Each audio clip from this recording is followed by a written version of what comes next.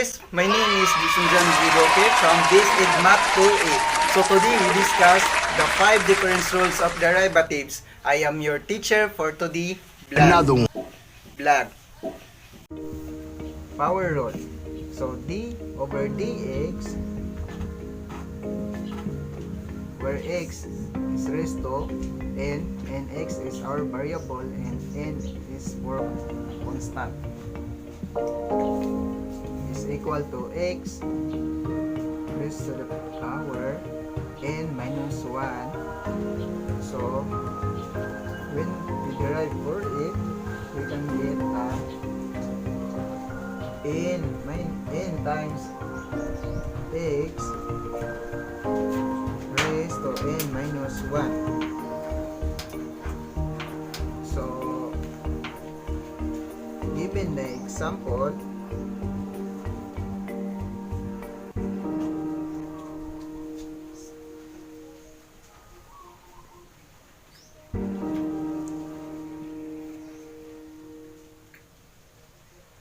x raised to the power of 13.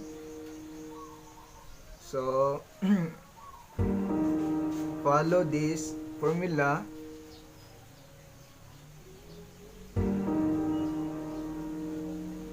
Here, so we can front the 13, then copy this variable x raised to the 13 minus 1, so equal 13 minus 1 equals to 12. So this is our final answer for the power rule. In this lesson, we'll go to the derivatives of a constant. The derivatives of a constant rule A is equal to 0. And here is the example. When you see these expressions, it means that you're differentiating A with respect to x. So find d over dx is 3.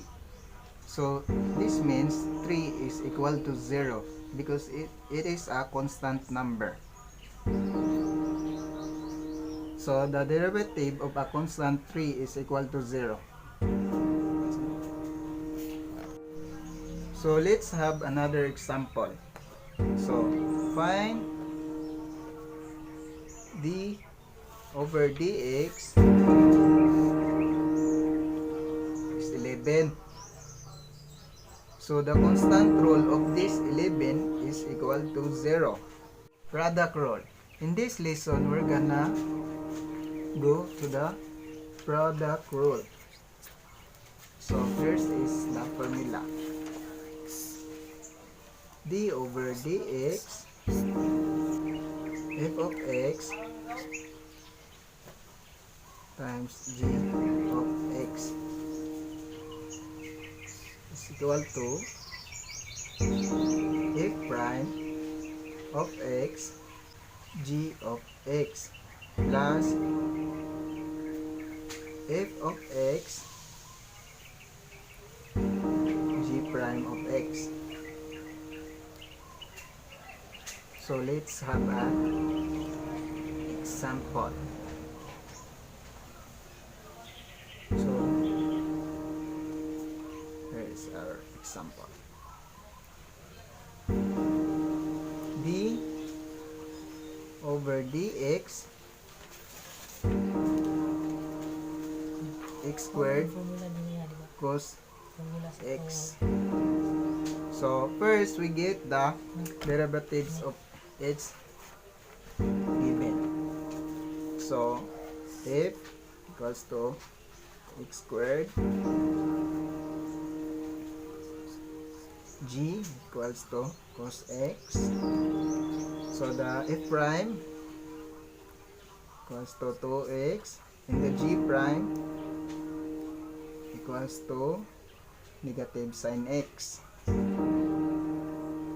So operate for it, so we can form a, just follow the formula. So we can form a 2x times cos x plus x squared times negative sin x. So when multiply for it, we can form 2x times cos x equal, so x times 2 cos x plus, so the common of this is x, so x negative sin x. So here's our final answer for this.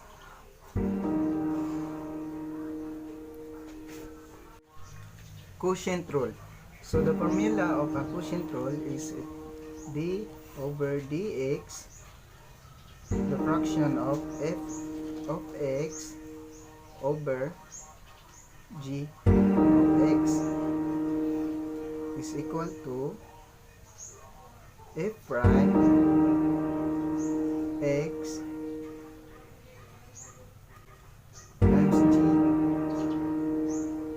of x minus f of x times g prime of x over g of x squared.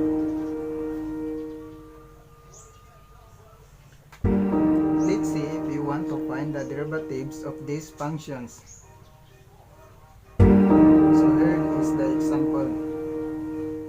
D over dx is equal 13x plus 11 over x squared plus 27. So how we can find the derivatives of a functions? So first, get the value of f, g, f prime, g prime. So the value of f equals to 13x plus 11, and the g is equal to x squared plus 27. So f prime is equals to 13, then g prime is equals to 2x. So follow the formula, we can form a x squared plus 27 times 13 minus 13x plus 11 times 2x over x squared plus 27 squared. So we multiply for it.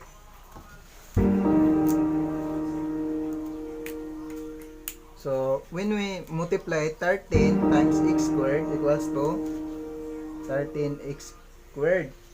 13 times 27 is equal to 351.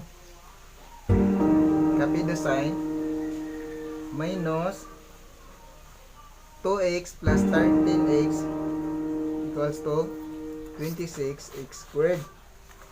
2x times 11, so negative 11, so negative 22x over x squared plus 27 squared.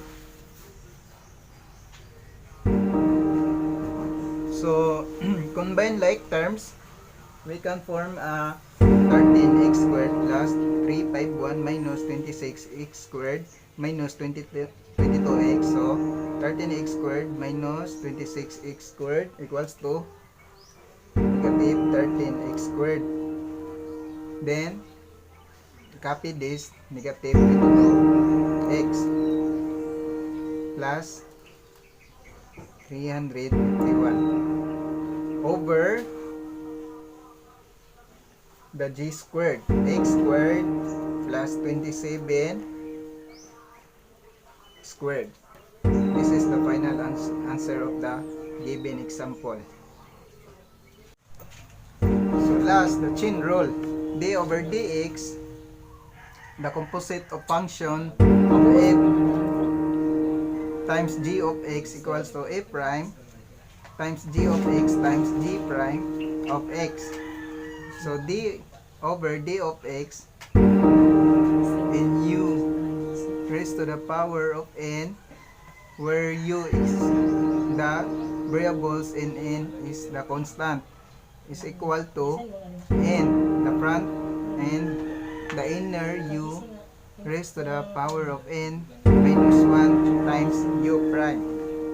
For have the example, we have the example given d over dx,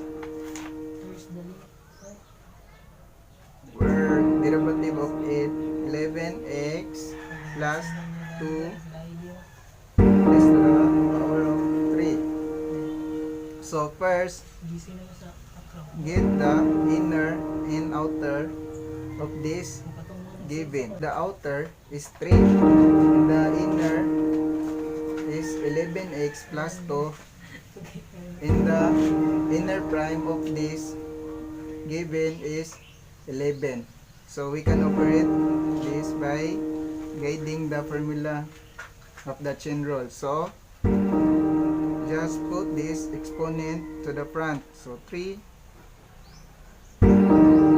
Then copy the inner 11x plus 2 raised to the power of 3. Then by the formula, it's power of minus 8 by 1. Then times it by the inner prime, or 11. So we can times the multiply the 3 and 11 for this given. So 3 times 11 equals to 33. Then copy the inner function 11 x plus 2. Then operate the exponent, where is 3 minus 1 equals to 2. So this is our final answer.